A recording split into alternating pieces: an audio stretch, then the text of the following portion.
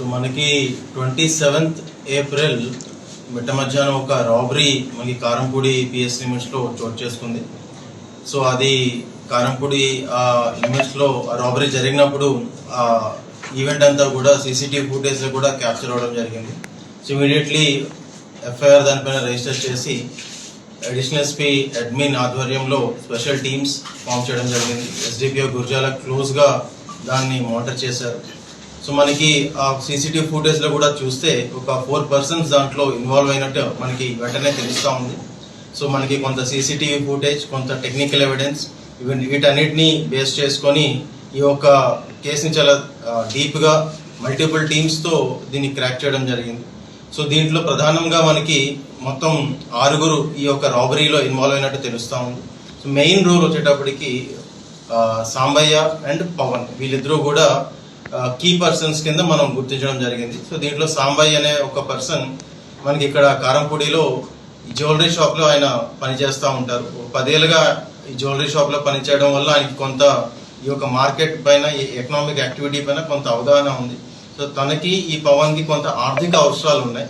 So easy money కోసం ఈ gold ఏదో ఒకటి చేసి రాబరీ చేసి ఇమీడియట్ గా మనీ సంపాదించాలని ఒక ఆశతో వీళ్ళు ఒక అజిత్ అనే ఒక వ్యక్తి వీళ్ళకి బంధువు అవుతారు. మరొక 3 కలిసి కన్స్పైర్ అయ్యి ఈ యొక్క రాబరీని చేద్దామని ప్లాన్ చేస్తారు. సో దీంట్లో ఈ పవన్ అనే వ్యక్తి నసరాపేట ఉంటారు, అండ్ అలాగే ఈ సాయి కిరణ్ మరొక 3 అఫెండర్స్ వీళ్ళందరూ కూడా గుంటూరుకు చెందిన వాళ్ళు. సో ఈ పవన్ అనే వ్యక్తి మిగతా 4 కూడా ఎంగేజ్ చేసి ఫలానా రోజు ఈ కంప్లైనెంట్ ఎవరైతే ఉన్నారో ఆయన ఈ గోల్డ్ అనేది డిఫరెంట్ షాప్స్ కి సప్లై చేస్తూ ఉంటారు. ఆ రోజు మనం చేసినట్లయితే చాలా ఎక్కువ గోల్డ్ మనం రాబరీ చేయొచ్చు అని చెప్పి ప్లాన్ చేసి ఆ రోజు మండే ఈ 4 కూడా మనకి గుంటూరు నుంచి సత్తెనపల్లి రోడ్ పై నుంచి ఇక్కడికి వచ్చి దే విల్ వెయిటింగ్. మనకి సాంబయ్య అనే ఒక పర్సన్ ఎవరైతే మాస్టర్ మైండ్ ఉన్నారో ఆయన ఈ యొక్క కంప్లైనెంట్ ఎవరైతే విక్టిమ్ ఉన్నారో ఆయన ఐడెంటిఫై చేసి చూపిస్తారు దట్ ఆ పర్టికులర్ పర్సన్ గోల్డ్ క్యారీ చేస్తున్నారు అని చెప్పి ఇదంతా కూడా మనకి టెక్నికల్ ఎవిడెన్స్ లో ఎస్టాబ్లిష్ చేయడం జరిగింది.